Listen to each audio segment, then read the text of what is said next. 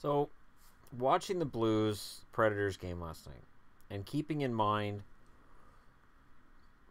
the first round where these guys got smoked by Nashville, and I was reminded of a team in 2012.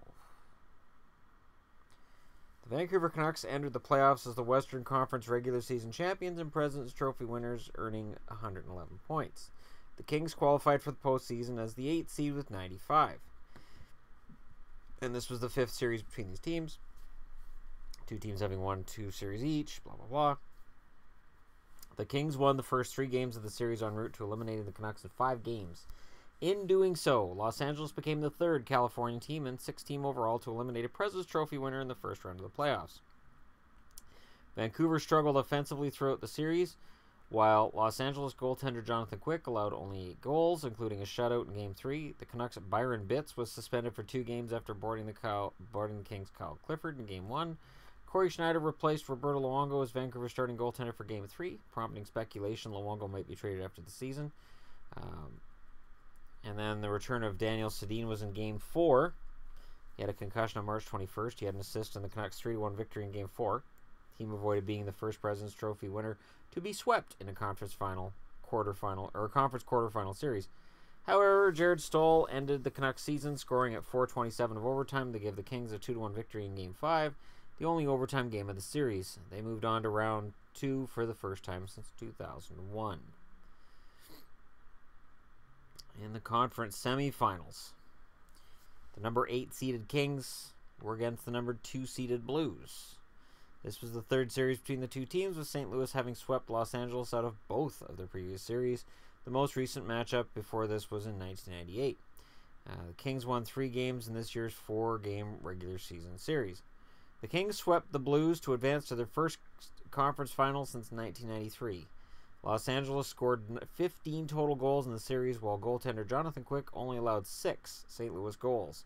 The series marked the first time in Kings history that they swept a 7-game series, and the first time in NHL history the 8th seed defeated both the first and second seeds.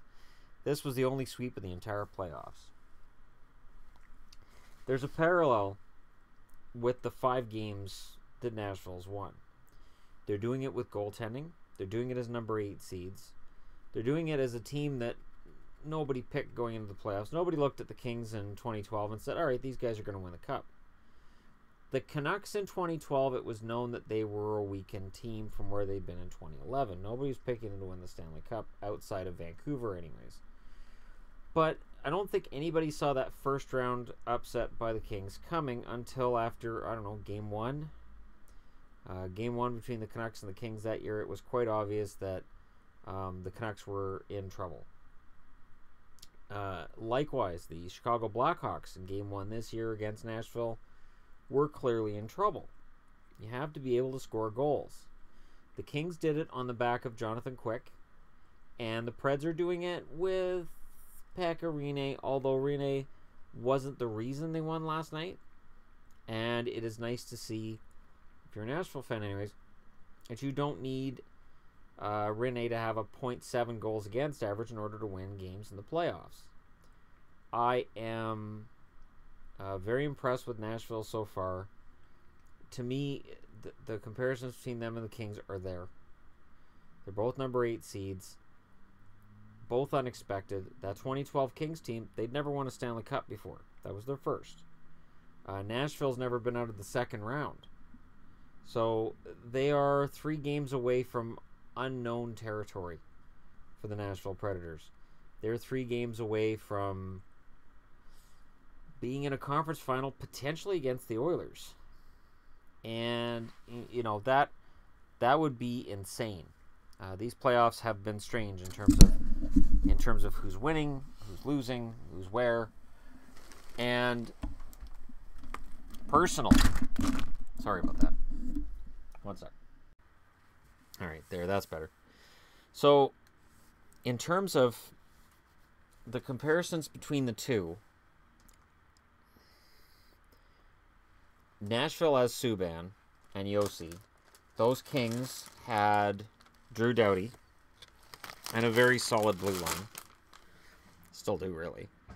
And the Kings were able to hurt you with numerous upfront threats, as is Nashville.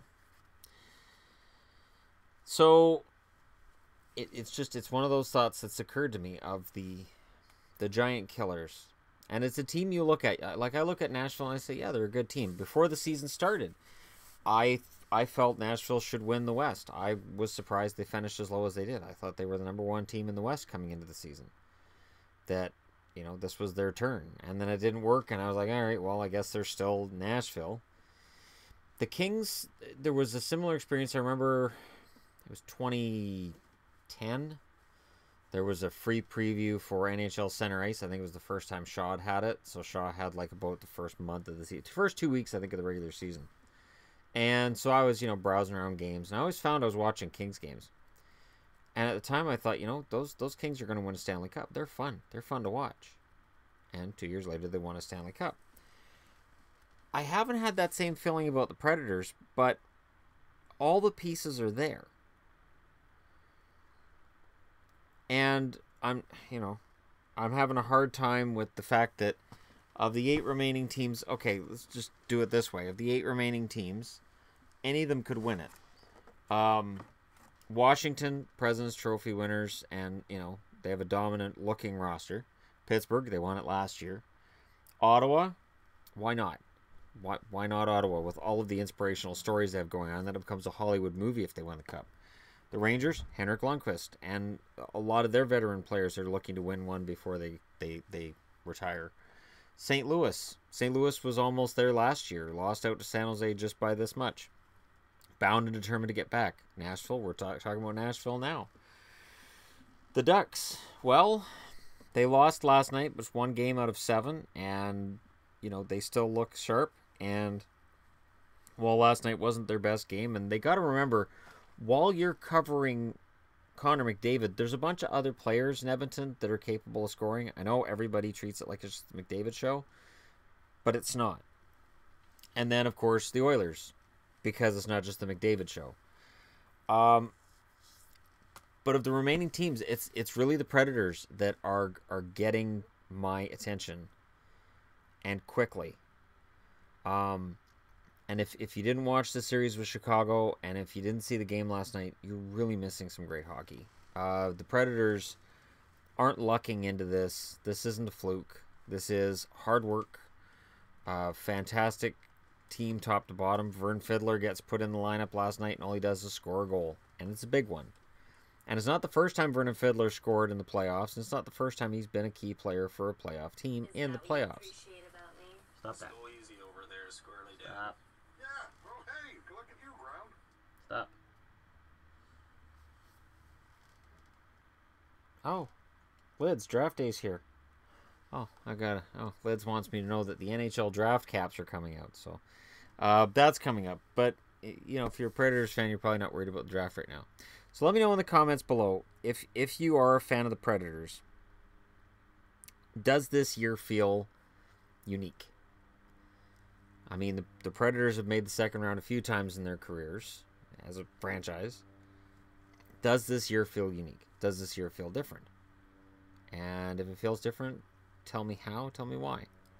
Because I'm curious to know, is this just one of those things that St. Louis wins next game and then St. Louis wins out? I don't think so. I really don't think the Predators are going to go away.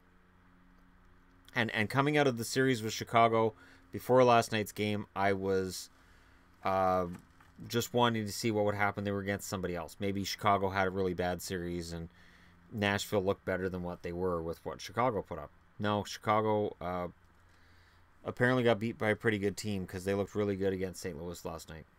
So 2012, 2017, 5 years later, does that happen again? Is Nashville on the verge? Let me know why or why not in the comments below. And again, don't forget to hit like and subscribe. And thank you for watching.